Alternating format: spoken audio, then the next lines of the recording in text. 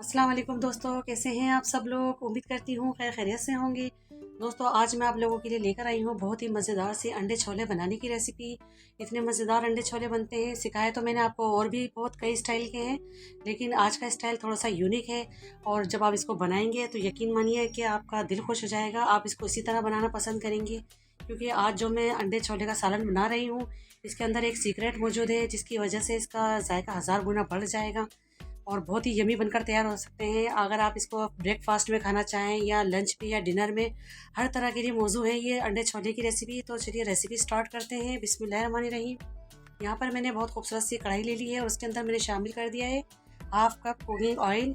Oil जैसे ही मेरा गर्म हो जाएगा, इसमें मैं खड़े मसाले शामिल कर रही हूँ। 7 से 8 काली मिर्च के दाने हैं, एक स्टेक दालचीनी का है, एक बड़ी इलायची और 2 छोटी इलायची। बस इससे ज़्यादा गर्म मसाले इसके अंदर नहीं जाएंगे। इसको मैं करूँगी थोड़ा सा क्रैकल। क्रैकल हो गया है तो इसके अंदर अब मैं शामिल कर रही हूँ एक बड़े साइज़ की प्याज थी, उसको मैंने कद्दूकश कर लिया है। कद्दूकश करने से ये होता है कि बहुत अच्छे से फ्राई हो जाती है और हमारी कुकिंग आसान हो जाती है। अब इसको देखें, बहुत अच्छा सा मैंने गोल्डन कलर दे दिया है इसको, बहुत खूबसूरत सा सुनहरा कलर आ गया है इसके अंदर। तो अब इसमें मैं शामिल कर रही हूँ अदरक लहसुन का पेस्ट 1 टेबल स्पून। इसको भी मैं बहुत अच्छे से फ्राई करूँगी। 1 बाय 1 सामान हम इसके अंदर डालते जाएंगे और इसकी भुनाई करते जाएंगे, बहुत ही यमी बनकर तैयार होंगे। अब यहाँ पर मैं शामिल कर रही हूँ 2 अदद मेरे पास टमाटर है, इसको भी मैंने ग्रेट कर लिया है। ग्रेट करने से ये होता है कि इसका छिलका बहुत आसानी से रिमूव हो जाता है और कुकिंग थे कितनी आसान हो जाती है। साथ ही में अब इसके मैं शामिल कर रही हूँ कुछ बेसिक मसाले। 1 टीस्पून लाल मिर्च का पाउडर शामिल किया है मैंने इसमें, और 1.5 टीस्पून इसके अंदर शामिल कर रही हूँ धनिया पाउडर।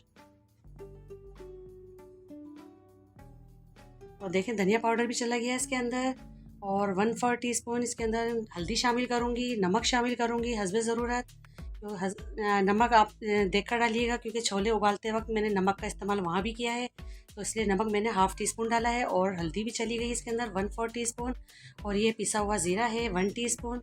अब इन तमाम मसालों की मैं बहुत अच्छे से भुनाई करूँगी। मुझे ज़रूरत पड़ी तो मैं पानी का छींटा देती रहूँगी और इसकी भुनाई करती रहूँगी जब तक तेल सरफेस पर नहीं आ जाता और मसाले का हिस्सा नहीं बन जाता ऑयल, तो मैं इसकी भुनाई करती जाऊंगी।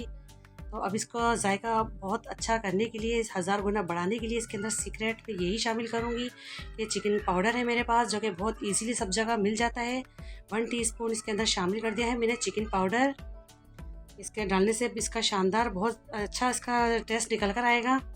इसको आप ज़रूर शामिल कीजिएगा जब इस तरह से मेरी तरीके से आप ये रेसिपी बनाएं तो ये भी शामिल करके मैंने इसको बहुत अच्छे से मैंने भून लिया। अब यहाँ पर मेरे पास 2 कप चने हैं, इसको मैंने बहुत अच्छे से बॉईल कर लिया था।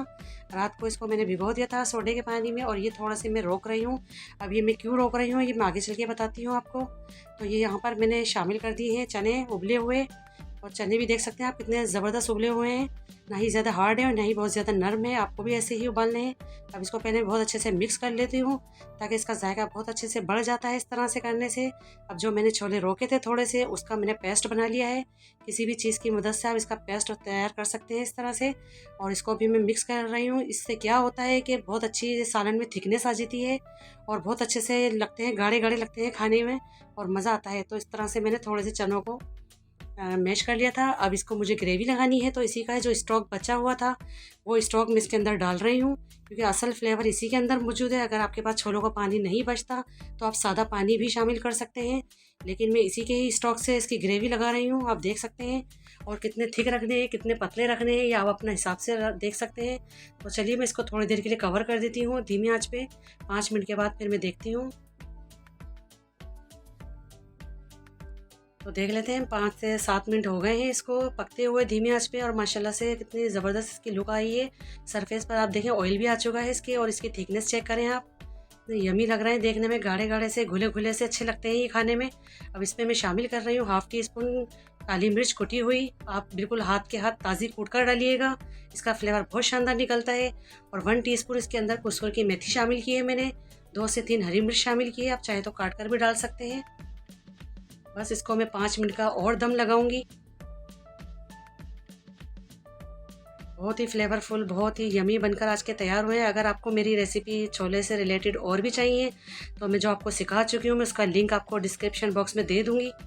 बहुत स्टाइल की मैंने आपको अंडे छोले की जो रेसिपियाँ दी हैं, आप उसको ट्राई करिए, आप इसको भी ट्राई कीजिएगा, आपको पता चलेगा कि इतने बेहतरीन से हमने आज आपको ये सिखाई है। तो देखिए माशाल्लाह मैंने चूल्हा इसका ऑफ़ कर दिया था और अंडों को बॉईल कर लिया था मैंने पहले से ही, तो उसमें मैंने शामिल कर दिया। इसके अंदर बॉईल करके अंडे शामिल किए जाते हैं, इसको फ्राई करके नहीं डाले जाते।